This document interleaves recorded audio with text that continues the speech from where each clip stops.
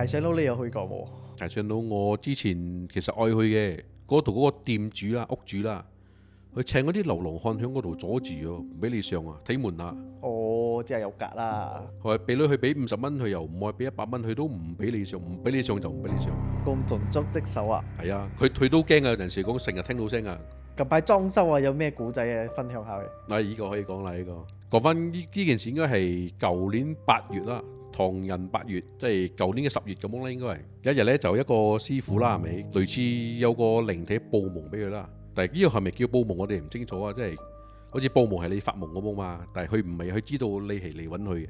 到第二日咧，佢起身嘅時候，去翻去廟嗰度做嘢嘅時候，就有嗰間店主嚟揾佢。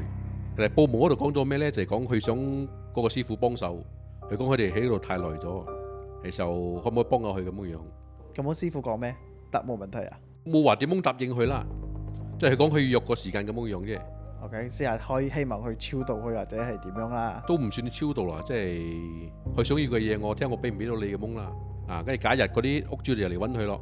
哦，證明呢個唔係夢嚟噶咯，肯定係真噶。隔一日就揾啊！哦，好 match 咗咯，咁樣就哦，一瞓醒佢就揾佢咗。啊，一開去廟嗰度已經揾佢咗嘅。店主咧都收到咁嘅消息係咪啊？或者係咁啱？呢個我唔清楚，佢又冇點樣講喎。跟住呢，佢就知道肯定真嘅咯件事。佢夜晚嘅時候，佢就做法咯，就靈魂出竅咁樣嗰個師傅，就去到鞋上佬嗰度係咪？就見到嗰個大佬啦，佢哋講個鬼王喺嗰度。哦，有鬼王嘅嗰度。佢講着到西裝骨骨咁樣噶，好似黑社會大佬咁啊！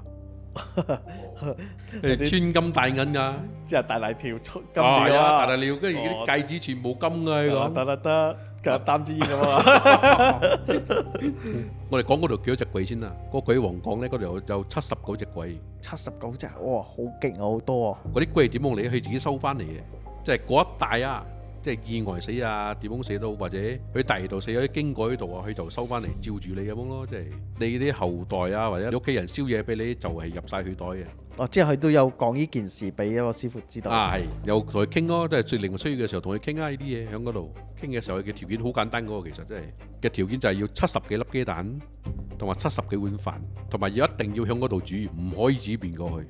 第二日嘅時候，佢咪同嗰個屋主講咯，嗱，我幾多月、幾多日、幾多點要喺嗰度做呢啲咁嘅嘢。做嘅時候就有警察經過我有警察嘅。啊！嗰啲咁警察啱咁巧啊！嗰啲警察問做咩喎？做乜咁多人嘅？平時都冇人嘅喺度。跟住我師傅落去做緊法啊！你唔信啊？你上去睇下咯。警察都知道一路猛㗎梗啦。係啊，走咯！警察講啊，你做運做啊，冇睇張揚啊咁講。啊，輪下佢嚟，輪下走先啦。跟住提翻咧，正話佢靈魂出竅嘅時候啦，係咪？鬼王同佢傾完開走，佢就叫佢過嚟俾啲嘢佢睇，攞咩？攞個 smartphone 俾佢睇。我仲有 smartphone 先喎，咁先進又咩牌子啊？咁先進又仲有 smartphone 嘅添嘛？我扭嘅。就寫明啊，嗱，呢個鬼有樣睇，有鬼咩名，幾多歲，點樣死嘅。哦，即係有晒啲基本資料。有晒啲記錄啊，有到晒。有一個傳說咧，啟上路咧有個大肚婆咁樣行過被巴士撞到啊嘛，好多都傳係咁樣噶啦，跟住講好慢噶啦。咁位名單有大肚婆？有啊，唔止一個，佢嗰有2個大肚婆。哦，仲2個添啊！哦，咁樣呢件事應該係真咯，肯定係真嘅咯。個師傅同我咁樣講咯。跟住俾咗79粒雞蛋、79碗飯過後會發生咩事？嗰時搞掂開之後呢，就各自各歸家啦。當然係之後多1-2個禮拜咁樣就開始裝修咯。到依家咯，依家仲裝修緊嘅依家都。哦，之後就冇隔走咗啦。冇隔走咗咯。不過入邊應該係有神像嗰啲嘢啦，我哋。如果佢冇神像嗰啲嘢，係咪第二啲嘢見到咁空，佢又走入去噶咯？